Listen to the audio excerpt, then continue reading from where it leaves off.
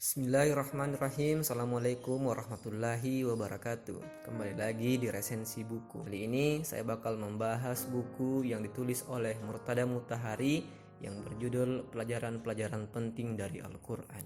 Buku ini merupakan jilid ketiga dari rangkaian ceramah Murtada Mutahari dalam majelisnya yang dilaksanakan kurang lebih selama 7 bulan, yang dimulai dari awal tahun 1970 hingga 1971. Kumpulan ceramah beliau yang dibukukan ini berjudul Asli Asy-Syana'iba Quran. Kemudian oleh penerbit Lentera pada tahun 2000 dia dibahasakan ke dalam bahasa Indonesia menjadi pelajaran-pelajaran penting dari Al-Quran. Buku ini merupakan penafsiran penulis terhadap dua surah dalam Al-Quran, yakni surah Al-Anfal dan surah At-Taubah. Setidaknya ada 14 pelajaran penting dari dua surah tersebut yang beliau rangkum dalam buku ini. Namun kami hanya mengambil 5 pembahasan sederhana saja. Kami menganggap bahwa 5 pembahasan ini adalah yang paling dekat serta paling bisa kita praktekkan sehari-hari. Yang pertama adalah syukur. Kebahagiaan tidak datang dari orang lain, tetapi merupakan perasaan yang lahir dari diri sendiri ketika kita telah mampu untuk menerima segala apa yang kita miliki. Artinya bahwa kebahagiaan hanya bisa diraih dengan rasa syukur.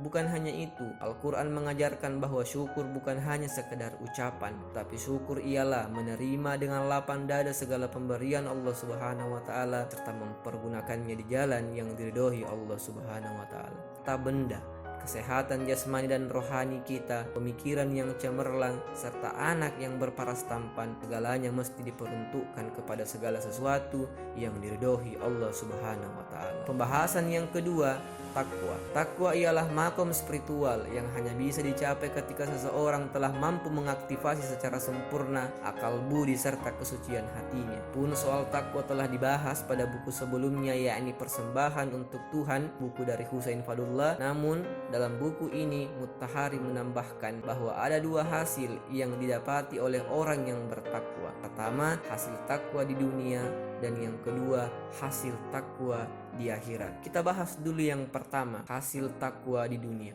Yang pertama adalah memberikan kecerahan pandangan. Al-Quran menyebutkan bahwa takwa adalah kekuatan jiwa untuk menghindarkan diri dari dosa. Seorang yang bertakwa akan terang jiwanya.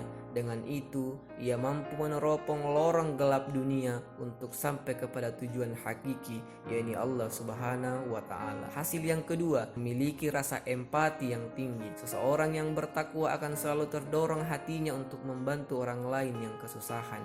Ia mampu merasakan penderitaan yang dialami orang lain. Teladan seperti demikian bisa kita lihat pada sosok agung Sayyidina Ali karramallahu wajhah. Beliau adalah orang yang paling garang di medan perang, tapi paling lembut hatinya kepada anak yatim. Beliau tidak dapat tidur nyenyak di malam hari manakala ada tetangganya yang masih kelaparan. Hasil takwa di akhirat, seseorang yang bertakwa akan terhindar dari siksa api neraka.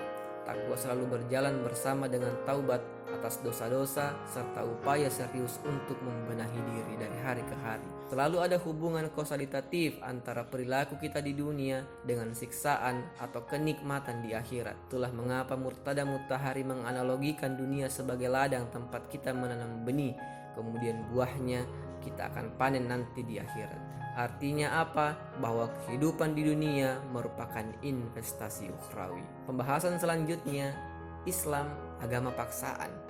Masyarakat sekuler menuding bahwa Islam adalah agama yang memaksakan pengikutnya. Ritual peribadatan yang Muslim lakukan setiap harinya merupakan bentuk ketakutannya terhadap siksaan oleh Tuhan di hari pembalasan kelak. Bukan hanya itu, Islam juga dicap sebagai agama yang kaku karena mengurusi hal fikih melulu. Islam juga dianggap ketinggalan zaman karena anti pengetahuan. Memang benar ada qada dan qadar. Segala sesuatunya telah ditentukan oleh Allah Subhanahu wa Ta'ala. Segala urusan kita mulai dari yang telah terjadi hingga kepada urusan yang belum terjadi tercatat dalam kitab metafisik kita kenal sebagai Lauhul Mahfuz. Dati pun telah tercatat. Sebenarnya ketetapan masih bisa dirubah dengan berdoa dan berikhtiar. Manusia diberikan kemerdekaan untuk menentukan pilihannya sendiri, tentu termasuk dalam urusan beragama. Dalam Quran surah Ar-Ra'd ayat 11 Allah Subhanahu wa Ta'ala berfirman, Bismillahirrahmanirrahim, sesungguhnya aku tidak akan merubah nasib suatu kaum jika bukan ia sendiri yang merubahnya. Atau misalnya dalam surah 18 ayat 29, Allah Subhanahu wa taala berfirman, Bismillahirrahmanirrahim. Barang siapa yang ingin beriman, berimanlah. Barang siapa yang ingin kafir, kafirlah.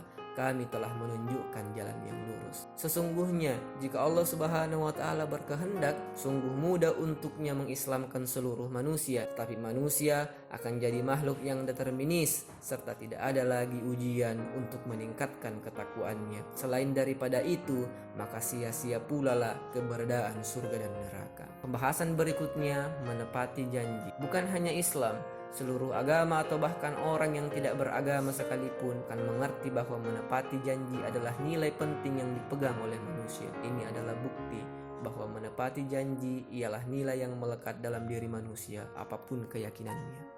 Menepati janji juga merupakan aspek yang menjadikan manusia lebih terhormat ketimbang hewan. Manusia memiliki lidah untuk berbohong, tetapi yang paling terhormat adalah ia yang mempergunakan lidahnya untuk mengajarkan kebaikan kepada sesamanya. Manusia memiliki akal untuk menipu orang lain, tetapi yang paling terhormat dari itu semua adalah ia yang menggunakan kecermelangan akalnya demi untuk kemaslahatan orang banyak. Pembahasan yang terakhir, wala.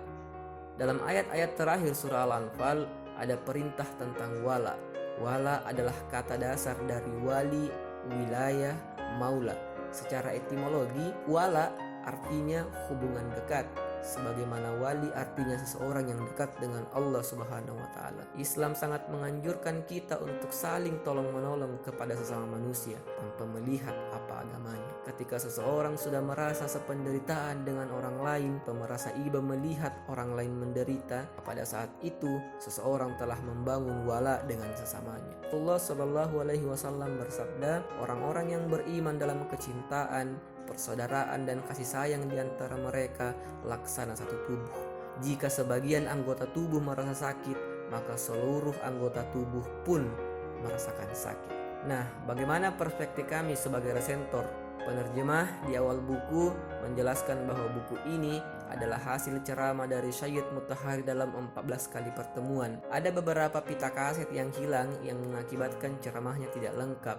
Penambahan tulisan yang bukan merupakan ceramah beliau pada buku ini menurut kami mengurangi originalitas Mutahari yang selalu mendalam dan argumentatif. Penggunaan istilah ilmu tentang Al-Quran yang rumit juga menyusahkan pembaca. Namun demikian, buku ini menawarkan kepada pembaca sebuah argumentasi yang akan mengantar kita untuk memahami betapa Al-Quran sangat detail mengurusi kehidupan manusia secara individu pun dalam urusan sosial. Ada pertanyaan?